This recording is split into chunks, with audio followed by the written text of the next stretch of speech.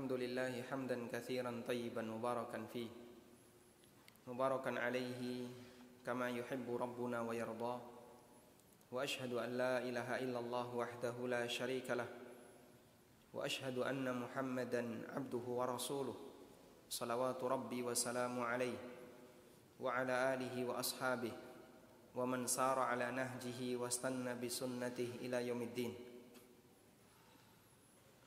Alhamdulillah, kita memuji syukur kehadirat Allah Azza wa Jal. Kembali kita melanjutkan kajian membaca kitab Bulughul Maram dalam suasana luring, luar jaringan. Dan jamaah juga bisa mengikuti secara daring. Untuk yang telah mendapatkan undangan nanti bisa bergabung di Zoom. Dan yang tidak bisa atau tidak mendapatkan undangan bisa mengikuti melalui ANB Channel. Semoga Allah Subhanahu wa taala memberkahi apa yang kita lakukan dan semoga Allah segera mengangkat wabah yang dialami oleh umat manusia saat ini. Amin. Kita akan membaca bab al-hathu 'alal khusyu'i fis shalah. Bab tentang motivasi untuk khusyuk dalam salat. Seperti yang kita pahami bahwa Allah Subhanahu wa taala tidak hanya mencatat bagian dari lahiriah dari amal para hamba, namun Allah juga mencatat bagian batinnya. Sebagaimana yang disebutkan dalam hadis riwayat Muslim, Nabi sallallahu alaihi wasallam bersabda, "Innallaha la yanzuru ila suwarikum wala ila amwalikum walakin yanzuru ila qulubikum wa a'malikum." Sesungguhnya Allah tidak melihat muka kalian, tidak melihat fisik kalian, dan juga tidak melihat harta kalian. Namun Allah melihat kondisi hati kalian dan amal perbuatan kalian. Sehingga kita akan dihisap oleh Allah Subhanahu wa taala lahir dan batin. Sebagaimana Allah menghisap lahiriah kita, maka Allah Ta'ala juga akan menghisap batin kita. Karena itulah amal seorang hamba tidak boleh hanya sebatas bagus di bagian lahir tapi batin kosong.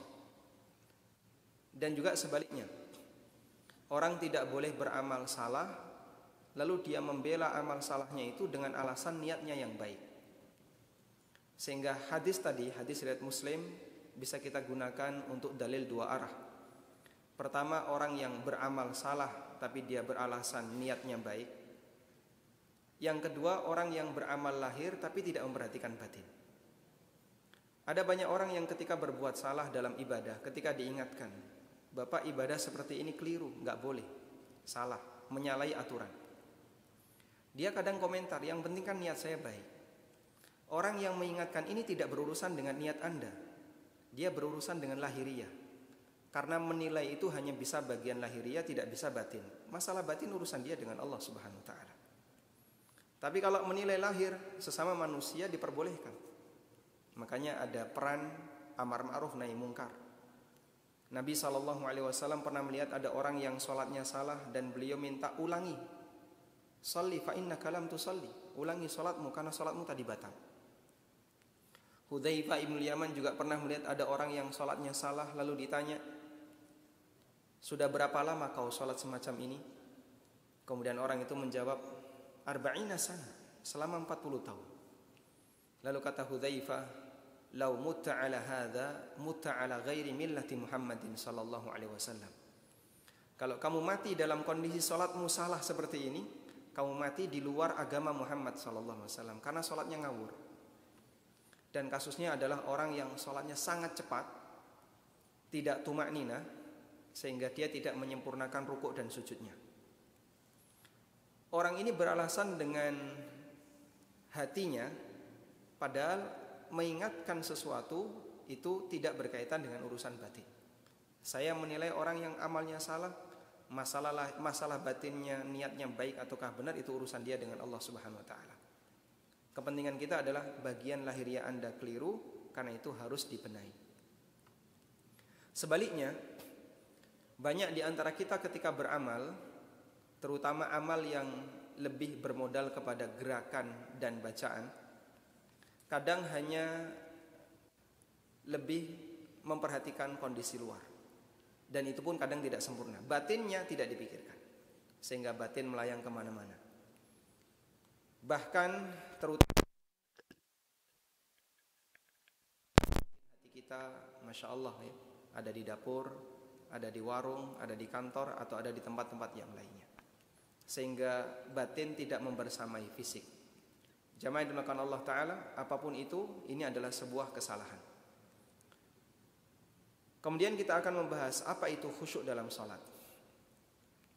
Khusyuk secara bahasa artinya adalah tenang dan tunduk. Allah menyebutkan kata khusyuk secara bahasa ini di surat Thaha.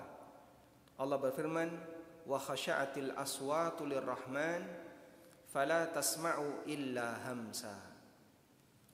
Dan suara itu khusyuk di hadapan Ar-Rahman, di hadapan Allah Ta'ala. Fala tasma'u illa hamsa. Tidak ada yang terdengar selain hamsa, selain hanya bunyi bisikan-bisikan saja. Ayat ini berbicara tentang kondisi manusia ketika di padang mahsyar. Bapak Ibu bisa bayangkan 1000 orang dikumpulkan dalam satu masjid, minta mereka untuk diam dalam waktu 5 menit. Diam, kompak diam 5 menit. Mungkin akan sangat sulit. Ada suara belakang, suara lagi. Sehingga orang dalam jumlah 1000, dalam jumlah banyak ketika dikumpulkan, disuruh bareng diam dalam rentang waktu tertentu, itu sangat sulit. Apalagi kalau satu stadion, apalagi kalau jumlahnya jauh lebih banyak. Anda bisa bayangkan manusia pertama sampai terakhir plus jinnya dikumpulkan jadi satu di padang mahsyar. Betapa ramainya, karena jumlahnya sangat banyak.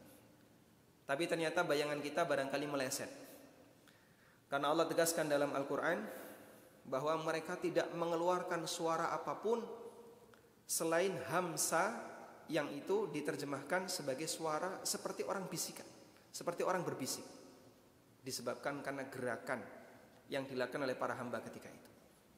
Wa khasya'atil aswatu lirrahman fala tasma'u illa hamsa.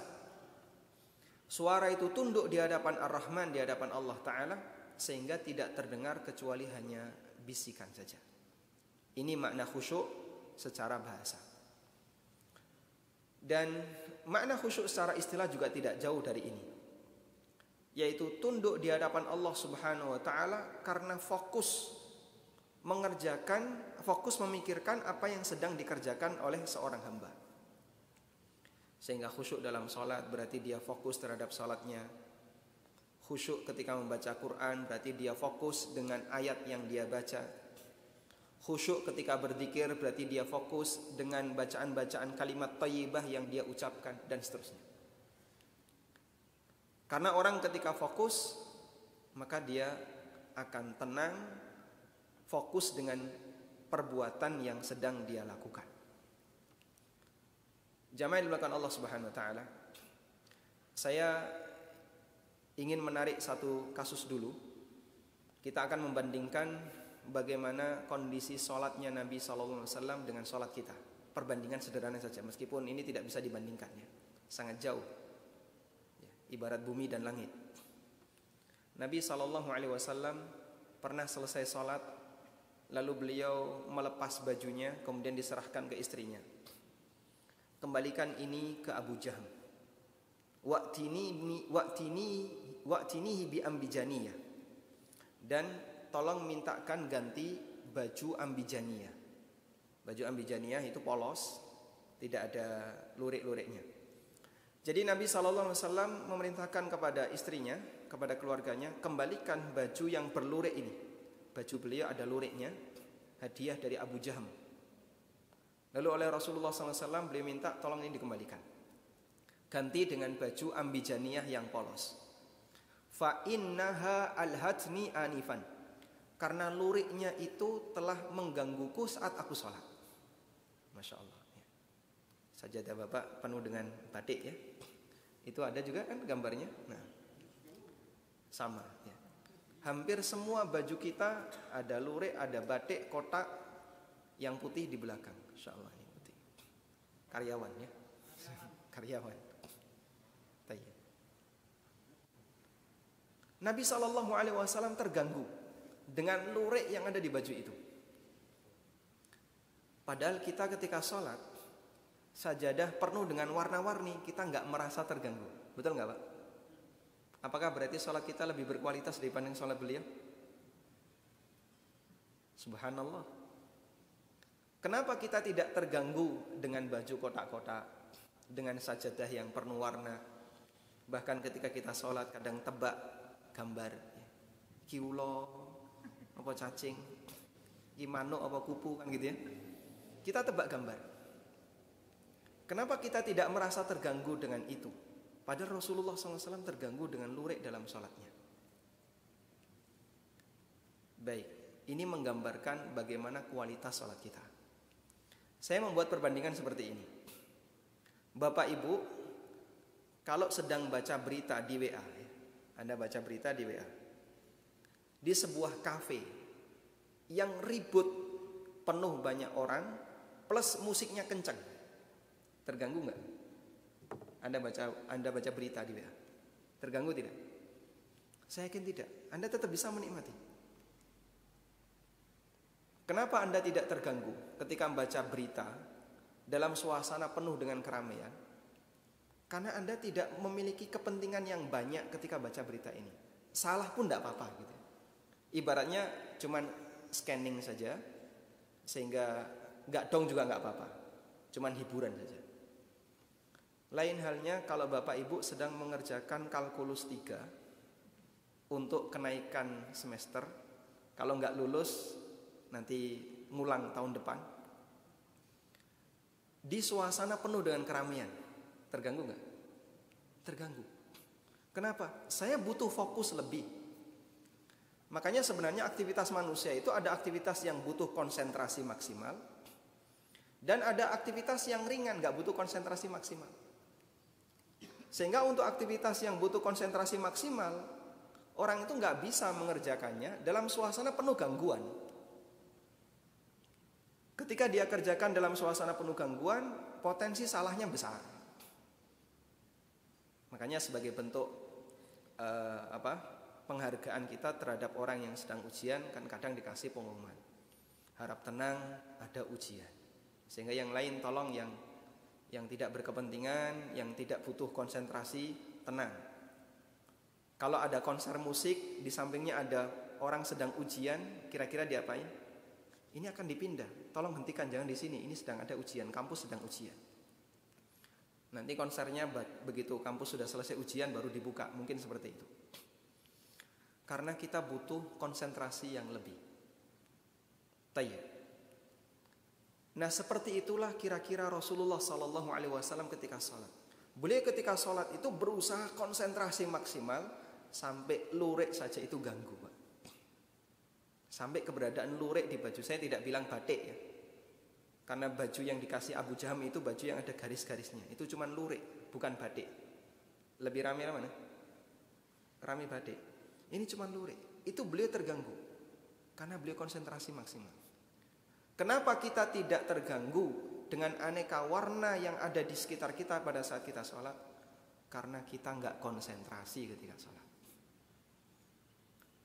Jadi kita menganggap remeh sholat kita.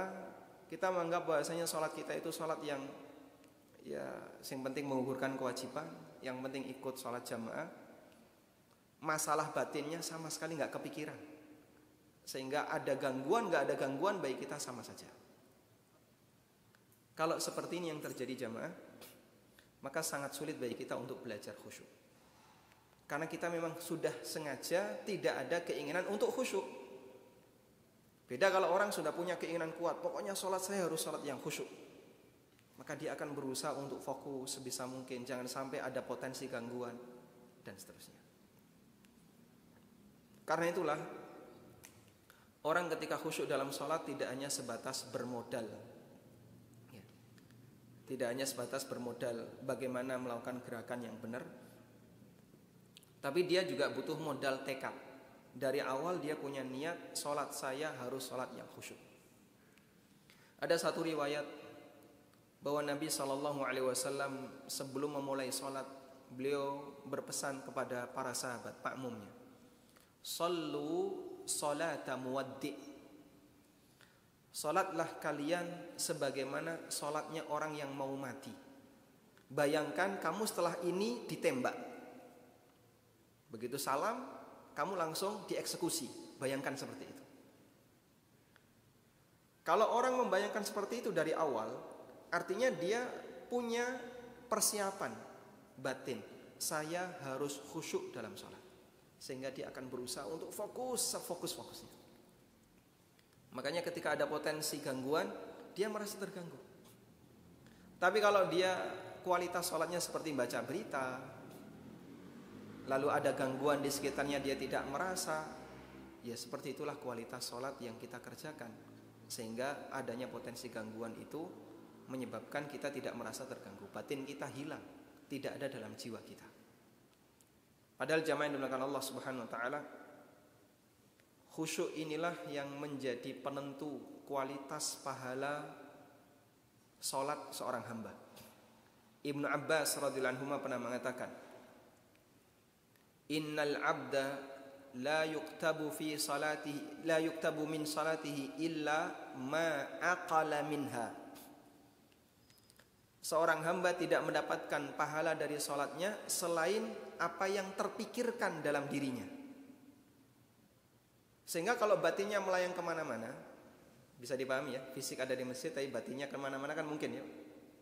Mungkin fisiknya di masjid tapi mungkin hatinya sudah ada di warung, hatinya ada di rumah, hatinya ada di kantor, hatinya memikirkan sesuatu.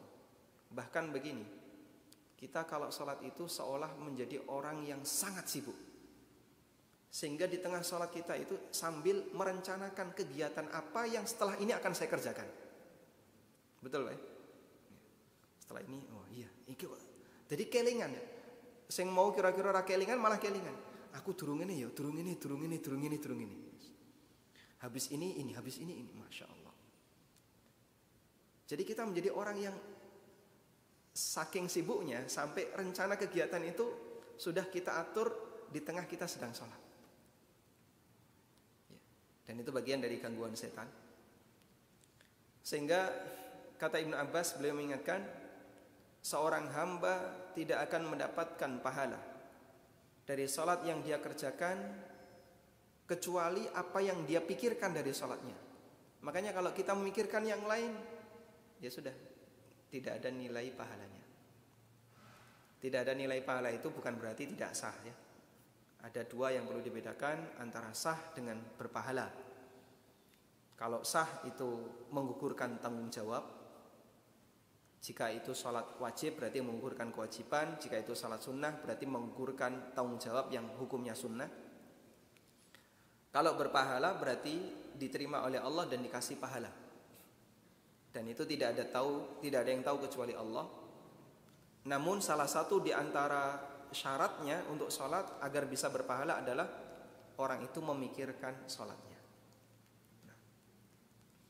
Nabi SAW juga menyebutkan dalam hadis dari Ammar bin Yasir radhiyallahu anhu, Rasulullah SAW bersabda, "Innar rajula la yansarifu wa ma kutiba lahu illa ushru salatihi tus'uha thumunuha subu'uha sudusuha, khumusuha, rubu'uha, thuluthuha, nisfuha."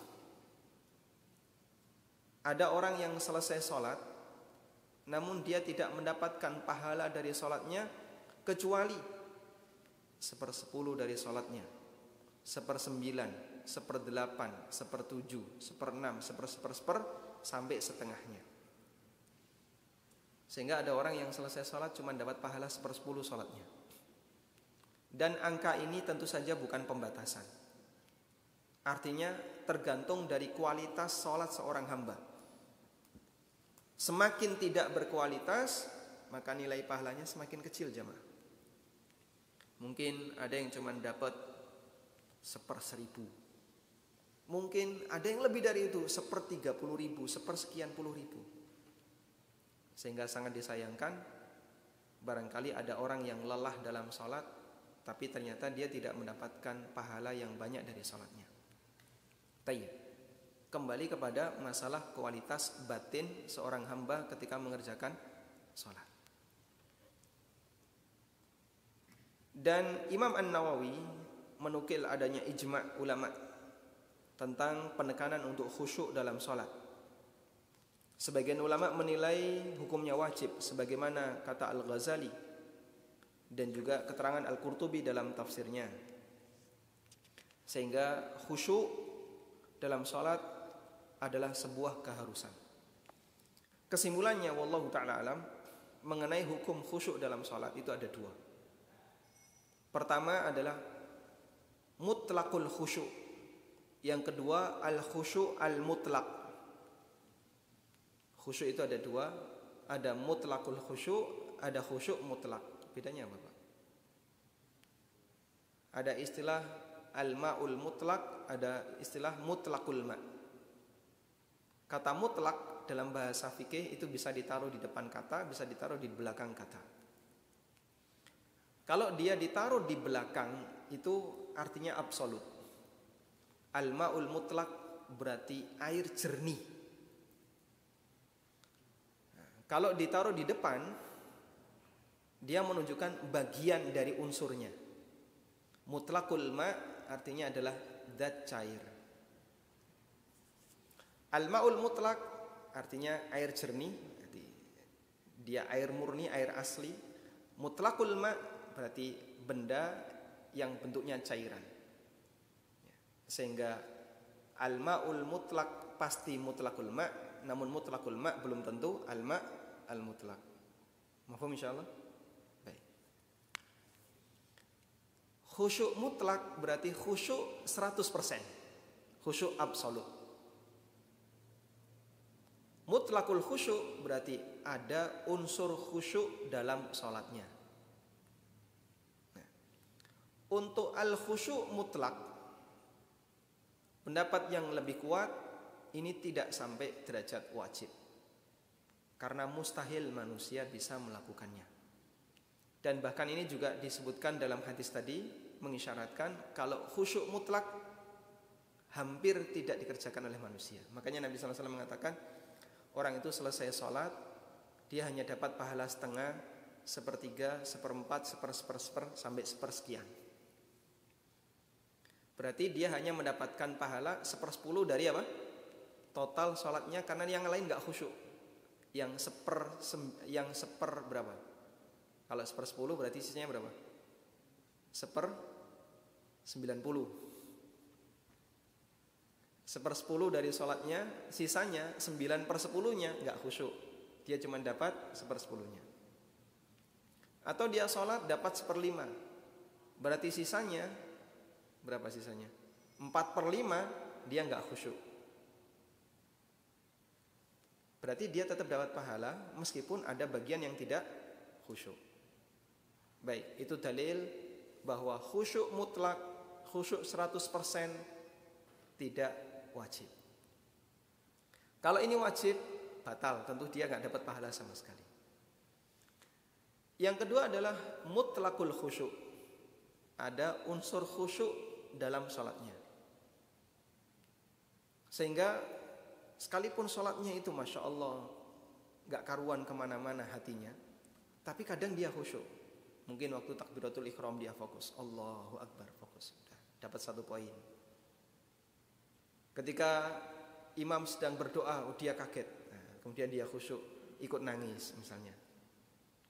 Atau ketika dia sujud, dia berdoa, ada khusyuk, maka dia mendapatkan khusyuk di titik-titik tertentu sepanjang sholatnya. Lalu dari situ misalnya dia mendapatkan pahala 100 atau mendapatkan pahala 1,2% misalnya. Berarti ada apa ini? Mutlakul khusyuk. Sholatnya sah, tapi harus ada itu. Kalau tidak ada, sholatnya batal. Sehingga mutlakul khusyuk hukumnya wajib, jika tidak ada, sholatnya batal. Karena itu kalau ada orang yang sholat tidak khusyuk sama sekali, sholatnya batal. Apa dalilnya?